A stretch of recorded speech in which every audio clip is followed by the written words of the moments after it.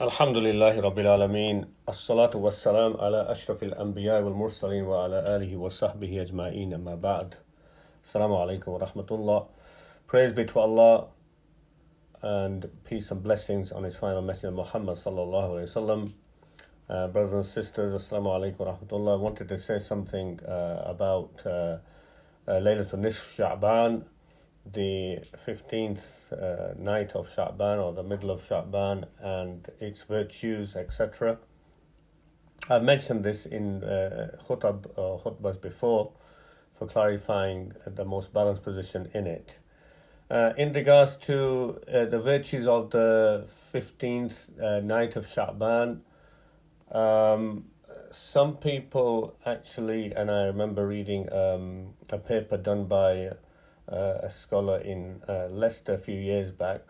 Some people actually try to use the ayat of the Qur'an for this, and specifically from Surah Ad-Dukhan, where Allah subhanahu wa ta'ala says, A'udhu billahi minash shaitanir rajim, Bismillahir Rahmanir Rahim, Hamim wal kitabil mubin, inna anzalnahu fi laylatin mubarakatin, inna kunna munzirin, fiha yufraku kullu amrin hakim. So this one, Hamim, by the, Allah subhanahu taking oath, by the manifest Quran, or by the manifest book, surely we have sent it down on the blessed night, and surely we continue to warn, ever warn.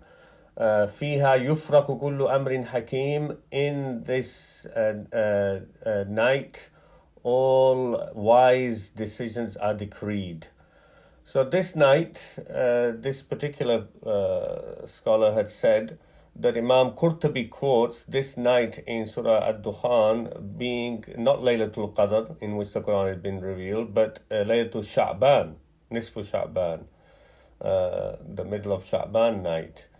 But he fails to mention that Imam Qurtubi says that some people claim that, but this claim for this ayah is batil. It is false. This ayah, its tafsir is from the ayat of Surah Al-Qadr. Inna anzalnahu fi laylatul qadr. Surely we have sent it out on the Laylatul Qadr, the night of decree, which is Laylatul Qadr. So again, this ayat of the Quran is talking about Laylatul Qadr, not Nisfu Sha'ban at all. However, in regards to the 15th night of Sha'ban, there are various ahadith that are reported in various ways. One hadith, majority of hadith to do with either praying the night, 15th night of Sha'ban, or fasting the next day, all of these hadith are not authentic. They are very weak or fabricated and not to be relied upon. There's one particular hadith in which is mentioned by Ibn Majah, in which the Prophet ﷺ says in the hadith, Inna Allah la yattali'u fi laylatin nisf min Sha'ban fayaghfiru li jami' khalqihi illa li mushrik aw mushahin.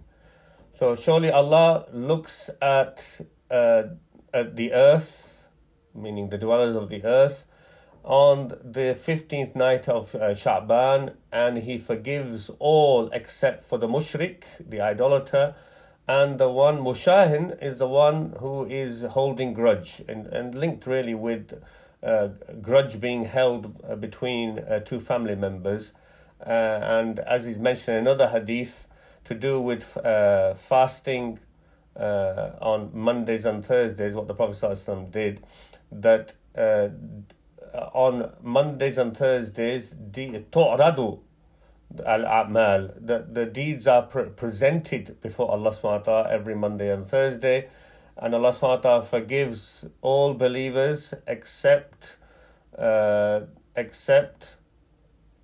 that He mentions those who are holding grudges with one another, and He says for them, delay for them too until they make up.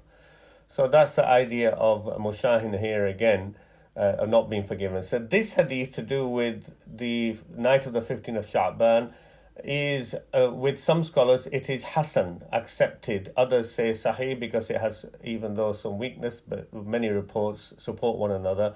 So in other words, it's acceptable hadith in regards to forgiveness, especially on this night. Notice this hadith, however, doesn't mention anything about standing and praying in the night. We have nothing authentic from the Prophet ﷺ directly telling the believers to stand in night and pray in that night, or to fast the next day. The hadith to do with that is very weak, not accepted. And that hadith also mentions that the forgiveness for standing in the night and fasting the next day is, by Allah, is equivalent to the number of hairs on the goats and sheep of the tribe of Banu Kalb.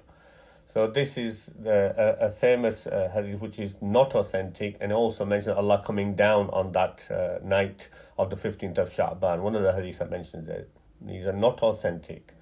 What we have authentic is, we can say, to do with Allah subhanahu wa ta'ala forgiving, especially on that night, people except the idolater and the ones bearing grudge.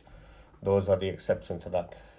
So from that, the virtue of the night, we can take that it's fine actually for in the night to stay awake, and like any other night, it's recommended, but it's fine to isolate that night from that particular hadith as well, and do dhikr and do extra prayers, nawafil. And it is not obligatory to do that, however. But it would be fine to do that and recommended to do that. In regards to Allah subhanahu wa ta'ala descending in the night, this is not limited to Sha'ban. We have authentic hadith from Bukhari, Muslim, which mention that from the Prophet ﷺ saying Allah descends every night in the last third of the night to the heavens surrounding the earth, and he calls out, is there anybody who's calling me and I will surely answer them?